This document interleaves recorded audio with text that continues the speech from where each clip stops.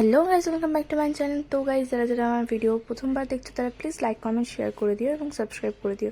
তো আজকে আমি অনেকটা সকালে উঠেছি, 6:24-এর সময় উঠে গেলাম। তারপরে দাঁত ব্রাশ করে নিচ্ছিলাম, 7টা থেকে পড়া ছিল, তার জন্য দেখো রেডিও হয়ে গেলাম। আমি আমার মুখটা একটু দেখে নিচ্ছিলাম, তারপর তাড়াতাড়ি করে চুল আশ্রয় নিচ্ছিলাম। আমার আবার পড়তে যেতে দেরি করতে ভালো লাগে না, তাড়াতাড়ি করে, তাই জন্য রেডি হয়ে যাচ্ছিলাম। তো দেখো আমার একটা ইউনিকর্নের পেন্সিল বক্স আছে, সেটাই তোমাদের সাথে দেখিয়ে দিচ্ছিলাম।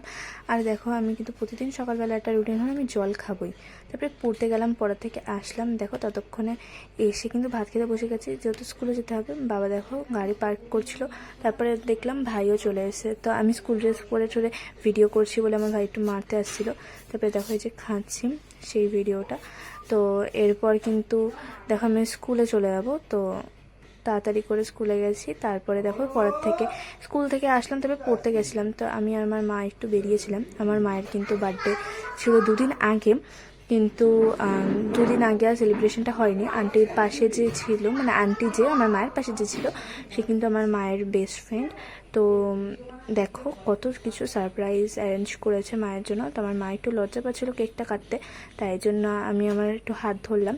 আন্টি পুরো পাগল, দেখো কত কিছু আয়োজন করেছে এখানে, কত বিরিয়ানি, কুরকুরে, মাজা, মিষ্টি আরও অনেক কিছু এনেছিল।